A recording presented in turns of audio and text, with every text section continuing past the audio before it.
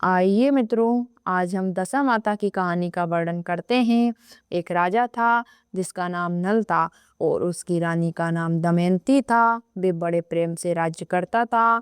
एक दिन एक ब्राह्मणी रानी के पास आई। उसके गले में पीला डोरा बंधा था। रानी ने डोरा देखकर उससे डोरे के बारे में पूछा तो वह बोली, डोरा दशा माता का है, पहनने से सुख संपत्ति अन्न धन से घर भर जाता है।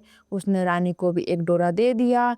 रानी के गले में डोरा बंधा देखकर राजा नल ने उसके बारे में पूछा। रानी ने सारी बात बता दी। राजा बोले, तुम्हें किस चीज की कमी है, इस डोरे को तोड़कर फेंक दो। रानी ने देवी का आशीर्वाद कहकर उसे तोड़ने से मना कर दिया, पर राजा ने डोरा तोड़कर फेंक दिया। रानी बोली, राजन, ये आपने ठीक नहीं किया। इसके बाद उस रात राजा के स्वप्न में दो स्त्रियां आई। उन दोनों में से एक स्त्री बोली, राजा, मैं यहाँ से जा रही हूँ। दूसरी बोली, राजा, मैं तेरे घर आ रही हूँ। राजा को लगातार ये सपना 10 से 12 दिन तक आया। रोजाना ऐसे सपने आने से राजा उदास रहने लगा। रानी ने उदासी का कारण पूछा तो राजा ने स्वप्न की बात बता दी। रानी ने राजा से उन दोनों स्त्रियों का नाम पूछने को कहा। तब राजा ने उनसे उनके नाम पूछे तो जाने वाली स्त्री ने अपना नाम लक्ष्मी तथा आने वाली स्त्री ने अपना नाम दरिद्रता बताया। लक्ष्मी के जाते ही ये सब सोना चांदी मिट्टी के हो गए। रानी सहायता के लिए अपनी सखियों के पास गई, लेकिन रानी का बुरा हाल देखकर कोई भी उनसे नहीं बोला। दुखी मन से राजा रानी 5 बरस के राजकुमार के साथ जंगल में कंदमूल खाकर अपने दिन बिताने लगे। चलते चलते राजकुमार को भूख लगी तो रानी ने कहा, यहाँ पास ही एक मालन रहती है जो मुझे फूलों की माला देकर जाती थी, उससे कुछ छाछ दही मांग लाओ। राजा मालन के घर गया। वह दही बिलो रही थी।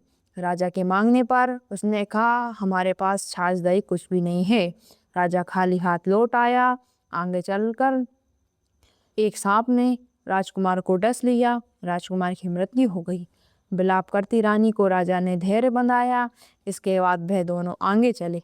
राजा 2 तीतर मार लाया। भुने हुए तीतर भी उड़ गए। उधर स्नान करने पर राजा की धोती उड़ गई। रानी ने अपनी धोती फाड़कर राजा को दी। वे भूखे प्यासे ही आगे चल दिए। कुछ आगे चलकर राजा के दोस्त का घर आया। वहां जाकर उसने मित्रों को अपने आने की सूचना दी। मित्रों ने दोनों को एक कमरे में ठहराया। वहां मित्र के लोहे के औजार आदि रखे हुए थे। देवयोग से वे सारे औजार धरती में समा गए। चोरी का दोष लगने के कारण वे दोनों रातों रात वहां से भाग गए। आगे चलकर राजा की बहन का घर आया।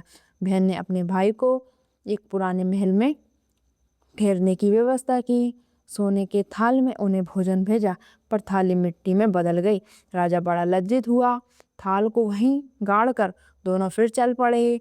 आगे चलकर एक साहूकार का घर आया। वे साहूकार राजा के राज में व्यापार करने के लिए जाता था। साहूकार ने भी राजा को ठहरने के लिए पुरानी हवेली में सारी व्यवस्था कर दी। पुरानी हवेली में साहूकार की लड़की का हीरो का हार लटका हुआ था। पास ही दीवार पर एक मोर अंकित था। वे मोर ही हार निगलने लगा। ये देखकर राजा रानी वहां से भी चले गए। इस पर रानी बोली, किसी के घर जाने से अच्छा है जंगल में लकड़ी काट कर बेचकर हम अपना पेट भरने लगे। रानी की बात से राजा सहमत हुआ। दोनों एक सूखे बगीचे में पहुंचे। उन दोनों की वहां पहुंचते ही हरा भरा बगीचा हो गया। ये देखकर बाग का मालिक बहुत प्रसन्न हुआ। उसने देखा वहां एक स्त्री पुरुष सो रहे थे। उन्हें जगाकर बाग के मालिक ने पूछा, तुम कौन हो? राजा बोला, मुसाफिर हैं, मजदूरी की खोज में इधर आए हैं। यदि तुम रखो तो यही हम मेहनत मजदूरी करके पेट पाल लेंगे। इसके बाद बगीचे के मालिक ने उन्हें अपना यहाँ नौकर बना लिया और काम पर रख लिया। एक दिन बाग की मालकिन भी दशा माता की कथा सुन डोरा ले रही थी। रानी के पूछने पर उसने बताया कि ये दशा माता का डोरा है। रानी ने भी कथा सुनी, डोरा लिया। राजा ने फिर पत्नी से पूछा, ये डोरा कैसा बंधा है? तो रानी बोली, ये वही डोरा है जिसे आपने एक बार तोड़कर फेंक दिया था और इसका अपमान किया था। उसी के कारण दशा माता हम पर नाराज हैं। रानी फिर बोली, यदि दशा माता सच्ची हैं तो फिर हमारे पहले के दिन लौट आएंगे। उसी रात राजा को पहले की तरह स्वप्न आया। एक स्त्री कह रही है, मैं जा रही हूँ। दूसरी कह रही है, राजा मैं वापस आ रही हूँ। राजा ने दोनों के नाम पूछे। तो आने वाली ने अपना नाम लक्ष्मी और जाने वाली ने अपना नाम दरिद्रता बताया। राजा ने लक्ष्मी से पूछा, अब जाओगी तो नहीं? लक्ष्मी बोली, यदि तुम्हारी पत्नी दशा माता का डोरा लेकर कथा सुनती रहेंगी तो मैं नहीं जाऊंगी। यदि तुम डोरा तोड़कर फेंक दोगे तो मैं वापस चली जाऊंगी। बाग की मालकिन जब वहाँ की रानी को हार देने जाती तो संपदा दमयंती हार गूंथ कर देती। हार देखकर रानी बड़ी प्रसन्न हुई। उसने पूछा कि हार किसने बनाया है? तो मालन ने कहा, कोई पति पत्नी बाग में मजदूरी करते हैं, उन्होंने ही बनाया है। रानी ने मालन को दोनों परदेशों के नाम पूछने को कहा। उन्होंने अपना नाम नल दमयंती बता दिया। मालन दोनों से क्षमा याचना करने लगी। राजा ने उससे कहा, इसमें तुम्हारा क्या दोष है? हमारे दिन खराब थे। अब दोनों अपने राजमहलों की तरफ चले। राह में साहूकार का घर आया। दोनों वहाँ साहूकार के पास गए। साहूकार ने नई हवेली में उनके ठहरने का प्रबंध किया। तो राजा बोला, मैं तो पुरानी हवेली में ही ठहरूंगा। वहाँ साहूकार ने देखा दीवार पर चित्रित मोर नौला के हार उगल रहा था। साहूकार ने राजा के पैर पकड़ लिए।